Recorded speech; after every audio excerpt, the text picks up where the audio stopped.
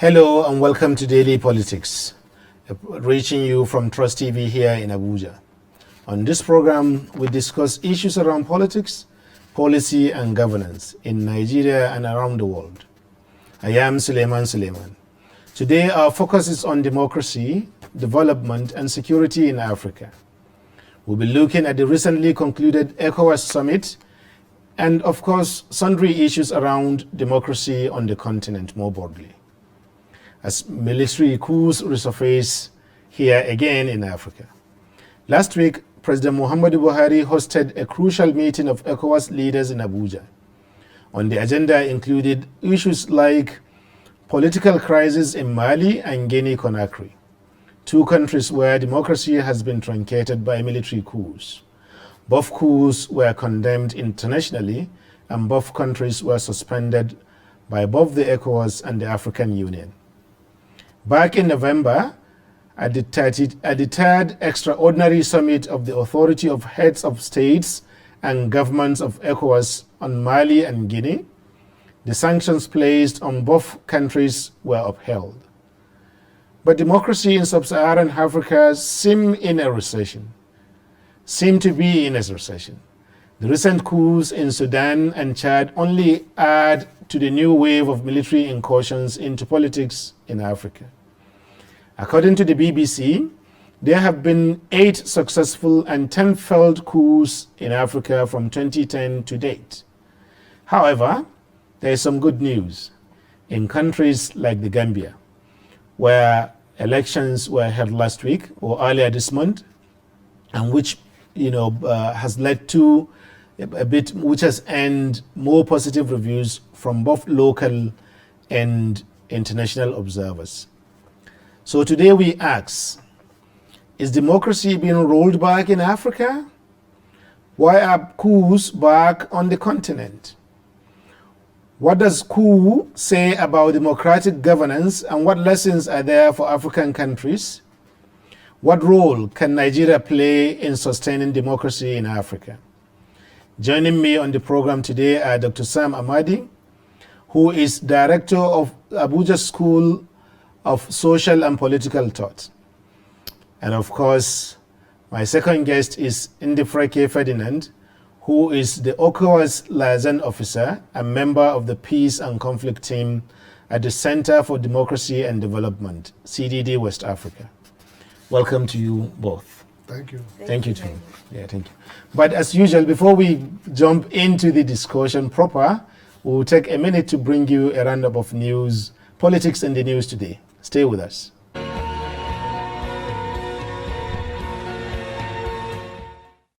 Suspected bandits have killed a member of the Kaduna State House of Assembly, Honorable Rilwanu Aminu Gadagao.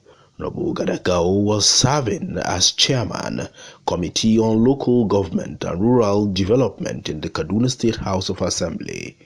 The Speaker of the Kaduna State House of Assembly, Honorable Yusuf Ibrahim Zailani, has been quoted as saying the lawmaker died on Monday night during a gun attack along the Kaduna-Zaria highway, where several other travelers were equally attacked. He described the incident as tragic and painful. 7,000 aides of the Cross River State Governor, Professor Ben Ayade, have been challenged to either register and become members of the All Progressives Congress in the state or face the prospect of losing their appointments. The APC chairman-elect of Cross River States, Alphonsus Eba, made this known at a media briefing in Calabar. He said the appointees had not registered as members of the APC and gave them up till December 31, 2021 to register or be relieved of their appointments on January 1, 2022. The Executive Director of Youth Initiative for Advocacy, Growth and Advancement, YAGA Africa, Samson Itodo, has said the organization is mobilizing young political aspirants in Nigeria to empower and prepare them to run successfully in next general elections in the country. Itodo disclosed this at the Convergence 3.0 event in Lagos. He said his organization is not partisan, therefore it is working with all political parties in Nigeria to achieve the goal. According to Itodo, the Convergence 3.0 event is the largest gathering of young people running for elective office in the 2023 elections in southwest Nigeria. The conference is designed to equip young people with the knowledge, skills, and networks for running effective political campaigns and winning elections.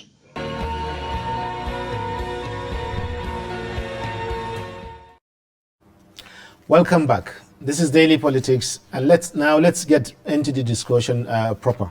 Usually I start with my right. I was hoping I get to start with a lady today. We're in the Me Too environment, so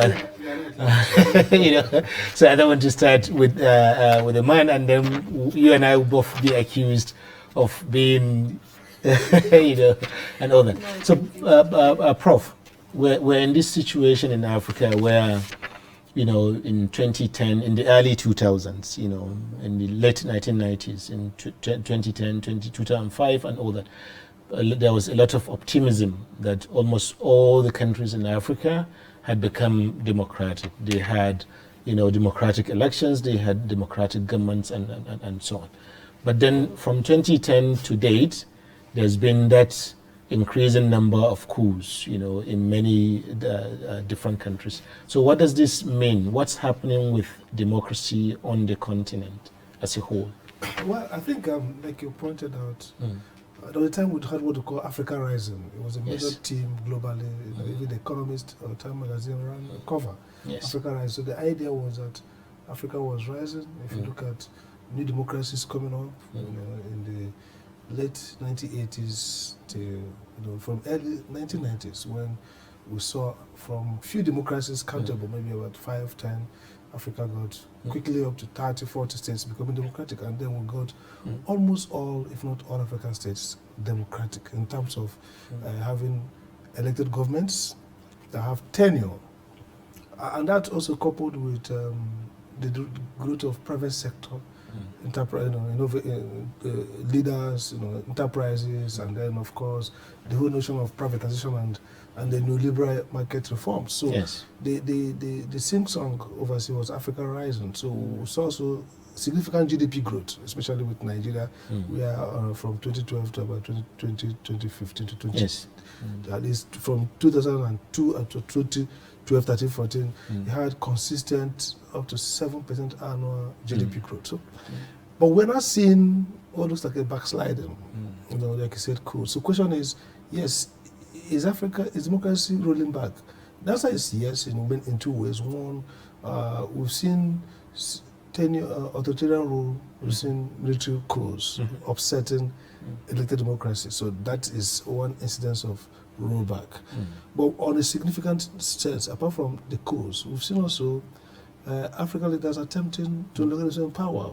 Nigeria had, it failed, but essentially a very clear case of an attempt to locate tenure, to go against the constitution. So at the same time, Uganda was in the same time under the notion of the movement, where Museveni sold a so-called African concept of democracy, that one-party state and the movement. And so significantly we've seen that happen across many African states. We've also seen loss of freedom in terms of media freedom. We've seen clampdowns. And so we see also insurrections in places like Cameroon, Nigeria, and all that. So clearly, democracy is facing a challenge in Africa. Others have argued that there's a global, de-democratization in terms of, if you look at the advanced democracies, in terms of the quality of democracy as freedom is rolling back. So, but the African case is worsened in the sense that it looks like democracy didn't even take root in the first place. So we are euphoric about the third wave of democracy globally, Africa benefiting, but it looks like it didn't even take off properly before we start seeing, clampdown, rollback, and loss of democracy. So yes, that is one can argue that some sense in which we are seeing a rollback of democracy, both as former liberal election-based democracy, as well as democracy as freedom, as democracy, as openness, as competitive elections, as even, if you like, democratic governance and accountability. If you look at those formal and stylized features of democracy, we can say that that's a rollback. Yes. Thank you. So, Madam, your remit is fairly wide and somehow specialist on this issue. You research issues around democracy in West Africa. You're also involved in policy making processes with the ECOWAS and all that. So, how has the challenge that Prof identified, how does it play out specifically in West Africa, where Nigeria is located, around neighbors, all of whom, Chad, Cameroon, Benin Republic, and all that, all of whom have leaders that have been in power for should we say, centuries? How does that play out? Okay, so I would begin with saying that I wouldn't want to say democracy is receding in Africa. Okay. But I'll be of the opinion that yes, presently we are facing challenges. Okay. Because we just witnessed the Gambian election, like you mentioned, and in 2017, Liberia, Sierra Leone held elections. There was a very peaceful transfer of power. And these are countries that we know they have this background of bloodstains, civil wars and all that. Yes. So I wouldn't say just because two countries in West Africa, I'm using West Africa, not Africa as a whole, just because Guinea and Mali had the cool thing, then there is democracy is declining. In West Africa. Yes, it's experiencing its own challenge, but that does not mean there is no progress recorded anywhere. So in terms of the question, so if it's not declining, is it moving forward? It's not moving forward. Okay, so it's stagnating. So to say, yeah. But of course, we also have testimonies of democratic elections taking place. Okay. So just because things went wrong in two countries in West Africa does not mean we should use that to conclude that, oh, this is what is happening to our democracy. It's just a challenge, and if you're able to put things in place, we can overcome. Okay, then in terms of the question you asked, yes, we have this constitutional coup that has just became a wave again. And I mean with Côte d'Ivoire, the Alassane Ouattara, the president, trying to, not trying to, it's what he did, modifying the constitution, to be able to extend the presidential term limit. And we also had the same thing in Guinea. Of course, it's part of the reason why we have the coup that we have today. Yes. So basically, it's just implementing, we have protocols already in place. I mean, like the ECOWAS protocol on good governance and democracy. A lot of provisions have been made in the protocol. A lot of articles, they talk about all these things. So it's just maybe ECOWAS as the regional bloc, the regional organization that governs the region. I'm using West Africa for Africa. Okay, so it's just ensuring that they enforce the policies, the rules they have set down for member states to follow. And then maybe getting their own independence from any external influence. I mean, I know it could be difficult because he who fits you controls you. Absolutely. Yeah, so let's say if I'm giving you money, there is a limit to what you can ask me to do, even when you know that I am wrong. Thank you. So that point about he who fits you controls you is very important. For example, we can begin to talk about what role France, as a democratic country, plays in Africa or in a francophone African countries where most of the coups have happened. So, and even as recently as a few weeks ago, we were reading that they were giving grants to ECOWAS and all that. So does that influence, how does France, which is promoting democracy, a democratic country, and also promoting the democracy under the auspices of the EU, how does it live with, side by side with sit-tight African leaders who want to change their constitutions and all that?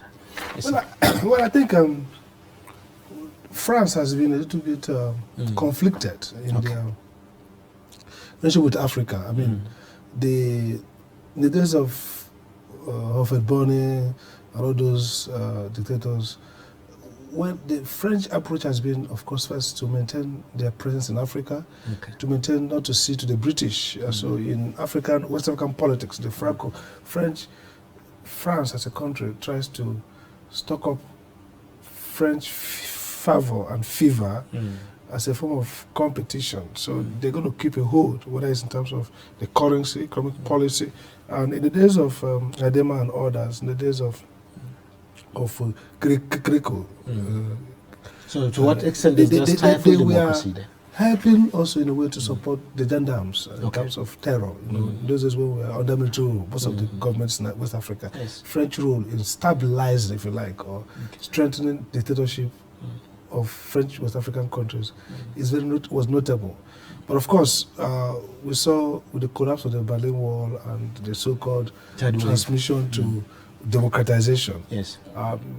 Nobody was now coming out to show up dictators, so to say. But again, they have been also less pushful to challenge some of those. Take, for example, Cameroon with Paul Biya. He has been there for ages, for eternity. And the French are not pushing too much, to the best of our knowledge, for regime change. For competitive democracy. So in a way, the French policy towards their colonies, SY colonies, has been largely that of maintaining French interests, deferring to, what you can call the local conditions, whether it's lack of dictatorship and so on, but strategically manipulate socio-economic activities to favor France. So, but do they bear responsibility for the wave of authoritarianism or lack of democracy, like she said? I don't think so. I think what we are struggling is both conceptual as well as epistemological, in the sense that, look, we have a democracy that one can argue was purely structural, without the culture that's supposed to sustain democracy and the norm. And the evolution has been somewhat truncated or mismanaged. So you see, we move from military rule to, in the case of Nigeria, for example, with the military constitution, so to say, with military values and legacies. And mindsets. And probably we're also unfortunate to have the two major regimes we've had in terms of someone can answer as the military. Someone can argue that all democracies are born of dictatorship. But the point is how you are born. The birth changes. So many, like for example, the French Revolution, first and second order. You see disruption. You see revolutionary movement, win over throw away dictators, revise the script. Ended up as Napoleon's empire. So the point I'm making, that each of that period inaugurates a new order. It might fail, another one can overturn it. But what I'm saying, the way we transited from military rule to democracy, is given Nigeria, for example, meant that probably there'll be so much of the leftover, the legacy. So what I'm trying to say, that we should not see this as the democracy failure, quote unquote, in Africa, West Africa, shouldn't be seen as the work of external enemy. We should first see it as some adaptive problem internally, some incongruence that needs reshaping. So we need to see how we can better develop a democratic structure and theory that aligns more with the structure, the norms and the values. And then how do we strengthen it? That's why I said globally, different continents are facing different crises of democracy. Some are, they're not facing crisis of structural democracy, but essentially maybe value system. Some are facing crisis because they don't have a common civil society, a civic, a polity that people agree to on fundamental values, like the US. So you have structure, politics, electoral process, but people themselves are not civic enough. They are quarreling. In other part of the world, maybe in East Europe, you see also struggling to live the legacy of Soviet Union, and like Hungary, affirm themselves as a Christian nation as well as democratic. So they're struggling with EU or Poland. So with populism, there are many crises, but an African one is the crisis of state formation. You can see the brutal ethnic conflicts going on that cause this crisis. So it creates a problem, not just that France or Britain is kind of delegated. Yes, they are strategically manipulating it, but the real crisis might be that we've not been able to develop a harmonious relationship between democracy in the structural sense and the underlying values that define us as a people. Thank you. This idea of values and norms and culture of democracy, or democratic politics. It's very key, that the Prof has read. But and it underlines what has happened in the case of Mali and Chad recently, that even the populace, the general populace, the people themselves of these countries, were in fact celebrating these coups and welcoming them, and not just in Mali and Chad, but also in Sudan, and other places where these coups have taken place.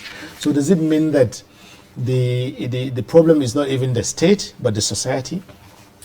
I wouldn't say so. Okay. When I watch the videos of the coup, what comes to my mind is a new generation. So like a new interpretation to democracy. Because gone are the days that they will tell us about Nelson Mandela, he did this. We are not buying that anymore. It's no longer selling. So what we want is different from what the older generation preferred. Their definition of democracy is different from what the youth of these days see.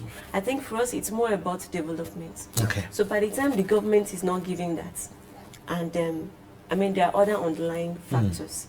We have things like the constitutional coup, and then maybe government is not even listening to the cries of the people. So a point comes that one becomes dissatisfied. So we have unsatisfied youth. We are not happy with what the government is doing. The promises they make, no one is keeping, and no one is holding them accountable. And then there is this supremacy of the executive arm of government and everything. So everything put together, a time will come that the center can no longer hold. And then we saw what happened. So to me, it's not about the society. I think it's just a redefinition of democracy itself and what it controlled means by to... the youth. Yes. I think she raised an important point. Yes. That's about the conflict between democracy and development. So what I mean is basically that normatively there's no conflict, but the idea that democracy fails to produce those essential goods and services that the people will look at. So we might have nostalgia about, democracy is very important, but for them it's about all those services. It's about internet connection, education, healthcare, the freedom they see. So if it didn't happen, and military guys flush out the government, they're going to be happy. Because they are not looking at the way you're looking at it as, this is just about democracy has this sanctity. Democracy is functionally valuable for them. It's about what democracy can create, which is those tangibles you talk about, those concretes, good well-being. They want to sit and they have light, they want to watch CNN and all these things. They want to be part of the groove globally. So if those things fail, and military guys come and say, look, you know what? This regime has failed. Just like we are in Nigeria now. We can't move, people are not going to probably travel for holidays. People are afraid of going to see their friends in the next town. People are afraid of moving out. People are afraid of being in universities. They can be kidnapped, you can be taken away. No place is a sanctuary anymore. So a young person looking at us, I would say, well, this is a failed system as far as they're concerned. Now, two of us can be saying, the worst democracy is in the civil government, the military government. We can say that. But for them, internal, in their heart of hearts, they will be thinking, there's nothing worse than this shit going on here. So if some people come and say, look, you know what, we're going to clean out this thing, these are criminals, these are all corrupt people, they will not say, democracy, how we miss you. They'll be on the streets and say, good riddance to democracy. Interesting. So that's really yeah, thank you. That's an interesting dimension, the redefinition of democracy, and the connection to everyday livelihoods, to majority of the voters. Something that maybe those who have been voted into power are not appreciating well enough. But you also raised the issue of security challenges, within the country, and how that connects directly to democratic governance, which again takes us back to ECOWAS, isn't it? That part of the agenda that they had in the recently concluded summit was in the bloc's regional or sub-regional security within borderlines. You have Nigeria, Niger, Chad in the northeast there, and then Cameroon and other places there. To what extent is insecurity pushing as a force in its own right? To what extent is it affecting all of these things? Okay. So that one is quite easy. Okay. I'll just use the case of Burkina Faso. Okay. Okay. So, and even before Burkina Faso, Guinea. I know that one of the root causes, I mean, the coup did not just start. It was a process. It started with protests, demonstrations against the president. Before IBK, there was Toure, Okay. the president before him. Yes. People were protesting true. and demanding for his resignation. Why? Insecurity issues. He was not able to resolve them. Okay? And then eventually IBK, and then he was also asked to resign, which before the military took over. And like you said, people rejoiced. Okay? So now, presently, something like that is happening Again. in Burkina Faso. Okay. And it's not because the president is not working. Maybe his efforts are just not enough, okay? Especially when it comes to insecurity. Because there is a series of attacks, terrorist attacks. I mean, the very recent one that people are still mourning over was the Inata drama. Okay. And then after that, almost every week there is always an attack. Okay, and then we just have these maybe 72 days, hours of mourning to bring down the flag and everything. So at a point, people got tired.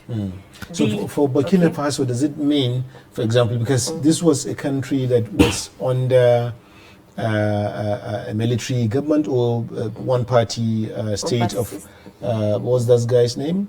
Blaise Compaoré, you know, following Thomas Sankara. Yes. And there was relatively quiet, you know, during this period. And then he was chased out of away, Yes. and then democratic elections were held. And then democratic elections have come with increased insecurity. What are the connectives? What connects the increase in insecurity to democratic government? So using Burkina Faso it's as an still example. what we are saying. Yes. And development, Okay. structural development, and meeting amenities, social amenities. I mean, the rate of humanitarian aid needed in the country as a result of all the terrorism and terrorist attacks is on a very, very high level, a lot higher than it used to be. So there is, just like he mentioned before, there is a very, very straight a connection, a very strong connection between democracy and development. Interesting. Once we have this, we'll be able to settle this. And because democracy, it's not just about governance. It covers security. It covers provisions of amenities. If I am sick, I should be able to walk into a government hospital and be taken care of without me having money. I mean, we've been in European countries, other countries in the world, where even a criminal that's maybe sick has to be treated first before being charged to court. So why is our case different? And yet we voted you in and maybe even assured us that you're going to do this. So they are connected. By the time these things are not there, it gives room for youth to look for other ways of. And who are the terrorists? They are not old men. They are not old women. They are not outsiders. These are our brothers and sisters, our fellow Africans. So why did they choose to take up guns and take up arms and do this? Because needs are not met. By who? The leaders. What about So the role of ideology in that? Yes, there is also that. There is that aspect also. That one will have to civic education could take care of that. Okay. I think I will just to add to say that when democracy fails to produce both development goals as well as a sense of legitimacy, so total legitimacy, people feel that the government is legitimate, also effectiveness, that the government is actually working. When it fails, it creates a sense of demoralization, and then alternative narratives. That's where ideology comes in. Fundamentalism is a sense that the state doesn't work, and so religious fundamentalists and other ideological ideologues will come in and print a narrative of a utopia of where things work, whatever it is, whether it is secessionist group. So that narrative is competes with the state as a narrative itself. Because the state is a narrative. For legitimacy. For legitimacy. And then when oftentimes the state loses legitimacy because it's failing grossly on democracy and development. Now the next connection is that leaders, state actors, state guardian of the states, the elected officers, become more authoritarian in order to stop this homohaging of legitimacy. They become authoritarian. That further creates a police state. So you see the reinforcement. So first, democracy fails, people lose confidence in the state, people take to alternative narratives, people become extremists, people start fighting over limited access, goods. So criminality rises, terror, banditry, at the point you have lawlessness, then the state, in order to police it, becomes extremely vicious and authoritarian, further losing legitimacy. And so it comes to a point, if the state does not reassert itself and reinaugurate social order through both legitimacy and effectiveness, the result will now be a state that is now failed state, where the state has no more legitimacy beyond force, and the state use of force becomes limited, because some other, interestingly, in a modern society today, force is no longer, the state is no longer the monopoly holder of coercion. Globalization has created capacity for different state actors, so I think, to attack. Thank you. We'll be taking a break here, but you raised quite interesting issues. Most of these things are happening not only in particular. Sorry, feel free. It's natural. Okay, we will be taking a break. When we come back, we will continue. Thank you.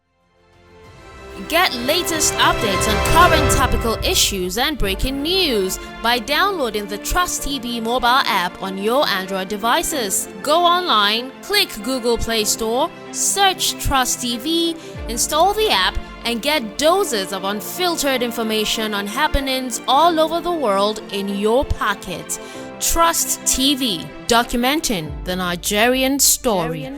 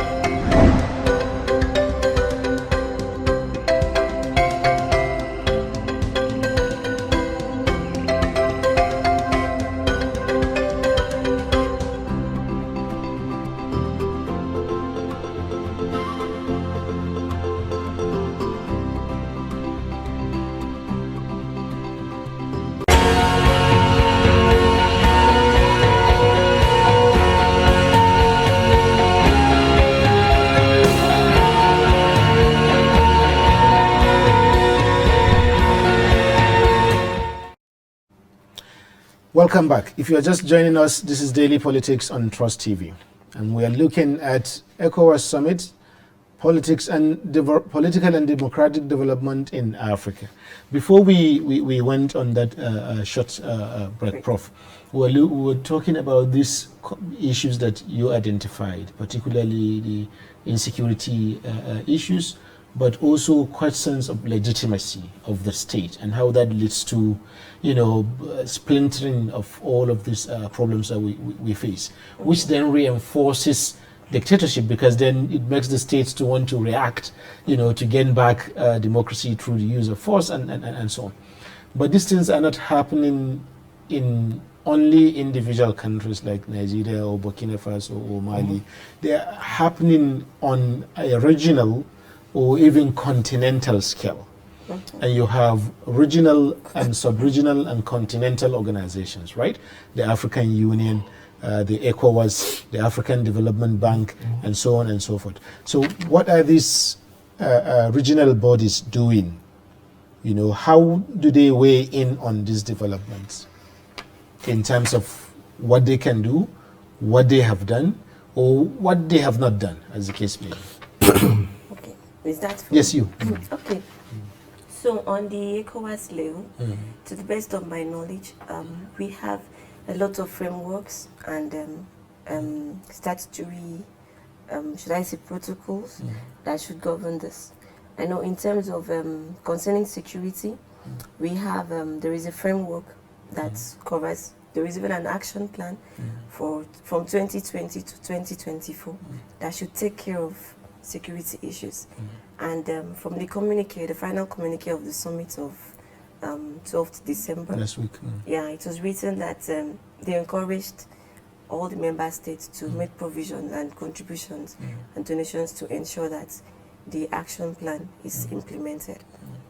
Okay, then apart from that, we also know about the ECOWAS, the peace missions, because I was discussing with a colleague, I think just last week, about ECOMOG, that I know there were things like this back then, Yes. that fought like in Liberia, Sierra Leone, that brought about peace and everything.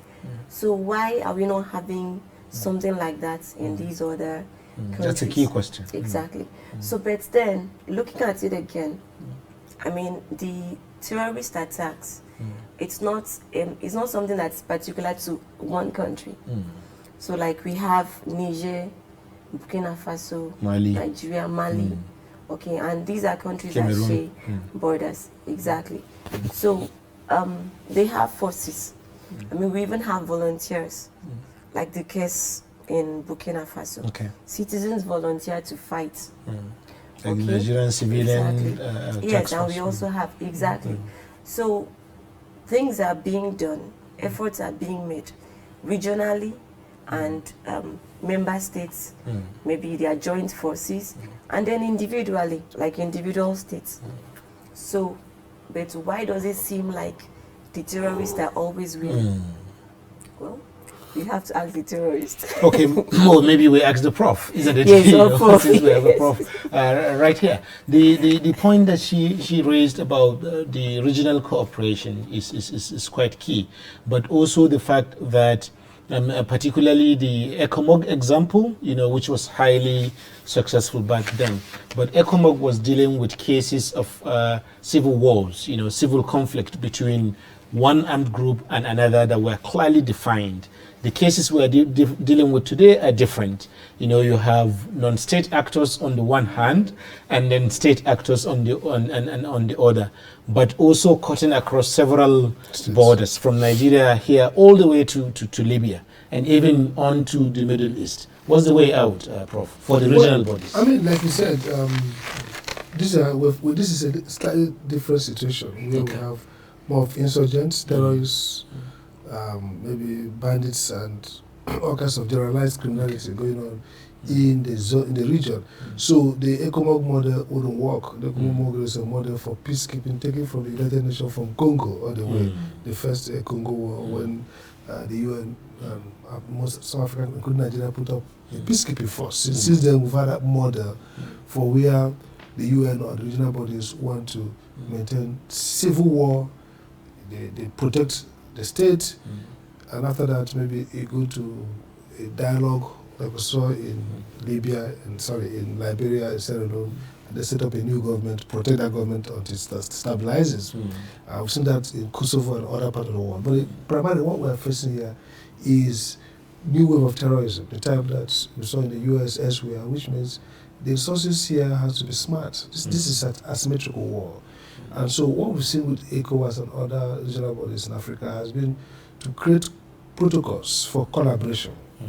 Nigeria has shared intelligence with Chad, with Niger, with Cameroon, other people will share border, even with the Sahel. So we've seen a bigger framework for managing the Sahel, which is now perhaps one of the more the more terrorized part of the world as it is, with all the failing states around that corridor.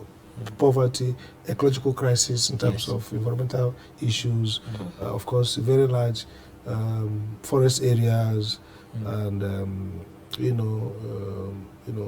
also communities that are so radicalized in terms of religious fundamentalism. So all this very dangerous brew. So what I think they have done is good. But the problem with the ECOWAS framework is that many of the states themselves who are supposed to support this framework or develop them or activate them are weak states.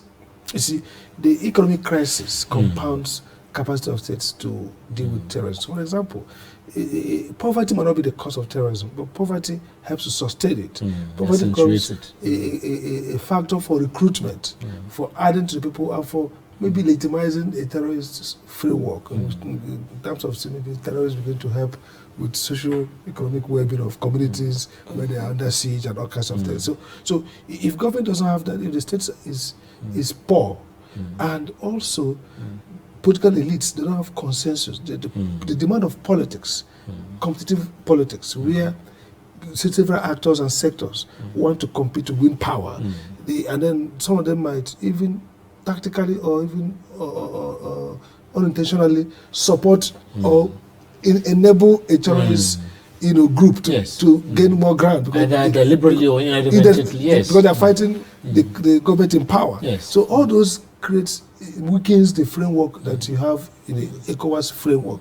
It weakens the ability of the states to collaborate and defeat the enemy. The enemy mutates. The enemy finds very convenient setting in communities that are disenchanted, either because of poverty, lack of care.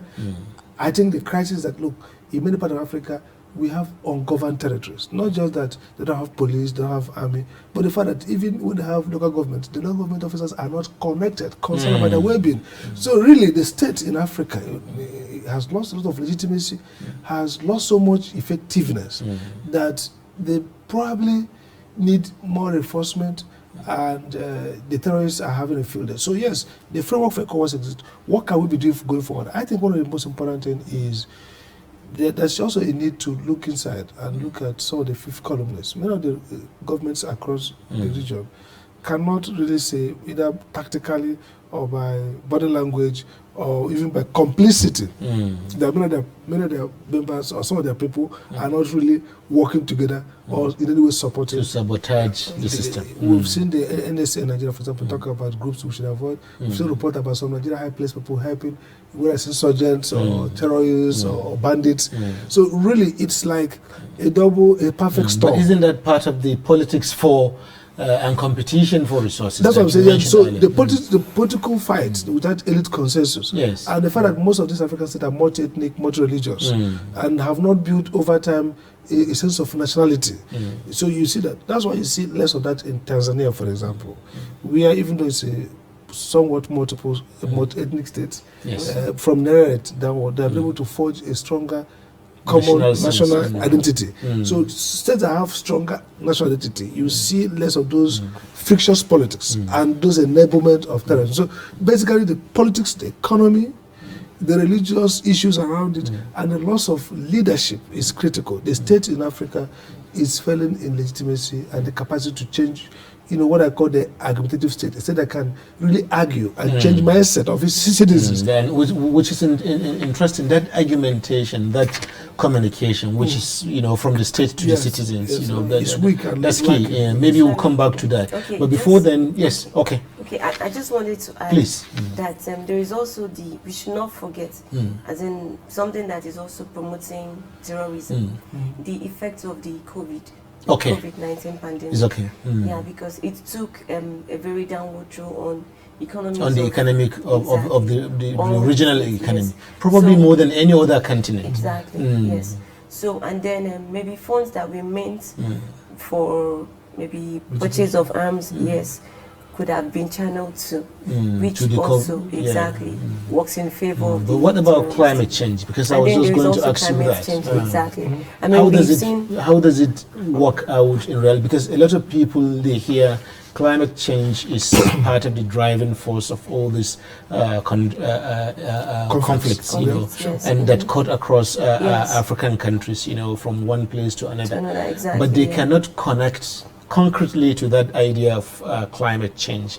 So how can you help concretize it So, to the audience? in terms of climate change, we can use the scenario or the common case of the farmer-herder conflict. Yes. Yes, as the connection. So we can Speak see. freely. Yes. Excuse me. So you can see what is happening. So when the climate changes, okay, let me use the. We did a case study on I think Niger and Mali. Okay. Okay, so when the dry season comes, it affects not just the pastoralists, but even the herders as well. And then people have to struggle for resources. So inadequate resources, water, even for the animal as well as for the plants.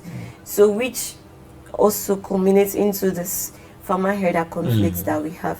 And so it's not just limited to Niger and Mali, but I think northern parts of Nigeria, because it's not exactly the same in the southern and western parts. Yeah, it's so clear that areas that have better vegetation, that have better water systems, I mean, access to water and all that, they are not having this kind of problems. And those that are having from Nigeria to Mali, Chad and all that, or even Cameroon, but northern Cameroon, you know, areas that you have desertification and all that's why, you know, I raised the issue Yes. about the environmental factor aiding insecurity, because first it creates competition for the smaller sources, and because just also, about 3 minutes. because we don't have framework. Number one, we don't have good framework for managing those environment. conflicts. Secondly, you don't have strong government.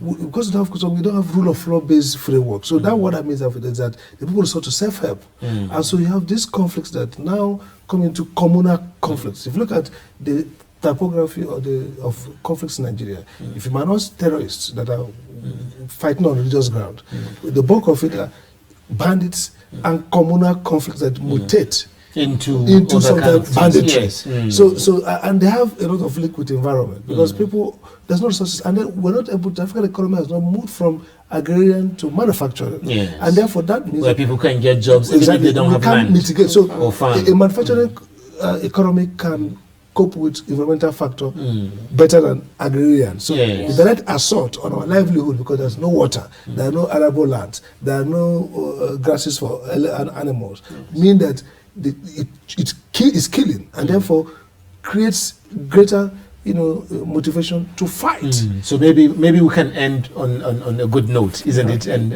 on my right, as usual. What will democracy, particularly elections, do to help? For example, you were talking about previous good news, and we were talking about the Gambia. So how can elections help in solving this problem? We have just about a minute or two. Okay. Thank you. So first is restoration of confidence and trust in the government. If we're able to freely and fairly elect our leaders, it helps the citizens to reboost their trust, their confidence in the government. Yes, so that's one. Then two, it creates room for accountability. Okay. Because when I'm allowed to choose who I want, then I should be able to, like we have something like Buhari meter, which checkmates. I don't know if it's functional. No, that's okay. It's a politics program. Speak okay. Okay, so it makes room for checks and balances, and of course, holding them accountable to respect the rule of law. And then ECOWAS as a regional body should enforce. We have frameworks for everything, even the climate change thing. There is a framework, ECOWAS framework, that takes care of that. So they should enforce their sanctions if it's not just about you cannot partake or participate in ECOWAS meetings, but it should go beyond that. Sanctions. Something, yes, exactly. So they should enforce their protocols, their policies, and then citizens, civic freedom. It's very, very necessary. And freedom of the press. It's not if you speak against the government, then you'll be held behind bars. No. So people should be allowed to express their opinions. I think I'll stop there. Thank you very much. I would have taken it further, but we have to leave. So thank you, viewers, for staying with us, and thank you first, Professor Simon Wadi, Director, Abuja School of Social and Political Thought, and thank you, Indifreke Ferdinand, right? Member CDD West Africa Conflicts and Peace and Conflict team. Thank you very much for coming here, and we hope to have you here again. So, viewers, this is where we come to the end of the program. Thank you for staying with us, and we hope that you will come with us again and stay with us again for another edition of Daily Politics tomorrow. Thank you and enjoy the rest of your day.